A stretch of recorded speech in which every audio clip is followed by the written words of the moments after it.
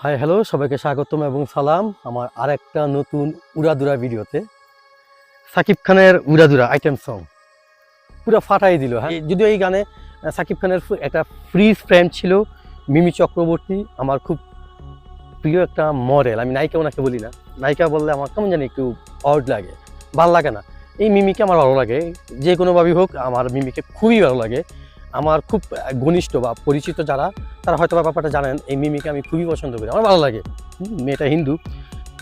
তো এই যে মাত্র 21 সেকেন্ডের একটা ডেমো বা এই 21 সেকেন্ডের একটা ফ্রি সং, কারণ ওরকম কিচ্ছু না, জাস্ট তুমি কোন শহরের মাইয়া গো লাগে উড়াদুরা টাইটেলের সংটা। এর মধ্যে আমার প্রিয় একজন সিঙ্গার বা অভিনেতা প্রীতম হাসান। প্রীতম হাসান আমার খুবই প্রিয়, ছেলেটাকে খুবই ভালো লাগে, আমার বয়সে ছোট। হ্যাঁ, তো এই প্রীতম হাসান ওই গানে শুধু গায়নি, সে স্ক্রিনও শেয়ার করছে। Just wow! সাকিব খানের কাস্টিউম, তারপর এই সঙের পুরা ভিডিও কালার গ্রেডিং, ইভেন সবচেয়ে বড় বিষয় যেটা মিমি চক্রবর্তী। মূলত আমরা তুফান টিজে আমরা কি দেখছি, সাকিব খানের দাড়ি, মুখ ভরা দাড়ি, এরকম বড় বড় চুল, কিন্তু এখানে তার লুকটা ভিন্ন, পুরাই টোটালি ভিন্ন। তবে এই লুক চেঞ্জের ব্যাপারটা মুভি দেখলে বোঝা যাবে আসলে কোন অর্থে, হয়তোবা তার একটা অন্ধকার জগতের আগের একটা লুক এটা। তো এই গানটা নিয়ে অনেক সমালোচনা, তো এই গানটা নিয়ে আমার বেশি কিছু বলার নাই। আমি যদিও এই টাইপ রিভিউ আমি কখনো দেই নাই বা ওরকমভাবে দিতে পারি না, তবে হ্যাঁ, আমি যতটুকু দেখলাম, যতটুকু বুঝলাম, পুরো ফাটাই দিছে গানটা। তো এই সাকিব খান একটা সময় আমাদের ইন্ডাস্ট্রি রাজত্ব করবে।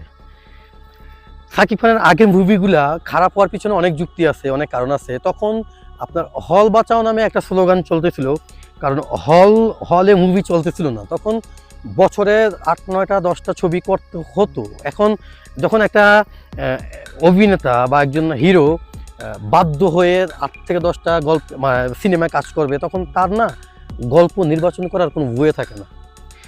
যে কারণে 10টা ছবি থেকে একটা হিট হয়েছে বা কোনো রকম চলছে। কিন্তু এখন আইসা সাকিব খানের মুভি সিলেক্টিংয়ের ব্যাপারটা, ইভেন সে একজন মেগা স্টার, এখন সুপার স্টার না, ভালো লাগতেছে ব্যাপারটা, খুবই ভালো লাগছে। সাকিব খানকে অনেক ছোট করে কথা বলছি বা অনেকভাবেই তাকে আসলে নাক ছিটকানো যেটা বলে এটা করছি, সরি সেই জন্য। বাট পুরাই চেঞ্জ করে দিছে ইন্ডাস্ট্রিটাকে। এই তুফান আমি মনে করি ইন্ডাস্ট্রির পরিবর্তনের একটা রাস্তা। আমি মনে করি তুফান যখন রিলিজ হবে, সবাই যখন তুফান দেখবে, আরও বাকি যারা মুভি নিয়ে কাজ করে বা যারা পরিচালক, তারাও কিছু শিখবে, জানবে, বুঝবে এবং নেক্সট টাইম এইটাই বা এর চেয়ে ভালো কিছু করার চেষ্টা করবে। গানটা খুবই ভালো লাগছে। যদি সম্ভব হইতো মুভিটা দেখতে হলে যাওয়া, যদিও সম্ভব না, আমি প্রবাসে থাকি, মালয়েশিয়াতে আছি। তবে রিকোয়েস্ট করবো সবাই হলে যেয়ে ছবিটা দেখেন, খুব ভালো একটা ছবি, ভালো মানের একটা ছবি। সবাই ভালো থাকবেন, সুস্থ থাকবেন, আল্লাহ হাফেজ। আর হ্যাঁ, আমার এই ভিডিওটা যদি আপনি ফেসবুক থেকে দেখে থাকেন, আমার ফেসবুক পেজটা ফলো করতে পারেন। আমার এই ভিডিওটা যদি আপনি ইউটিউব থেকে দেখে থাকেন, আমার ইউটিউব চ্যানেলটা সাবস্ক্রাইব করতে পারেন। এতে আপনি কতটুকু লাভবান হবেন আমি জানি না, তবে হ্যাঁ একটা জিনিস কি জানেন, আপনারা এখানকে দেখতে পাবেন, শুনতেও পাবেন।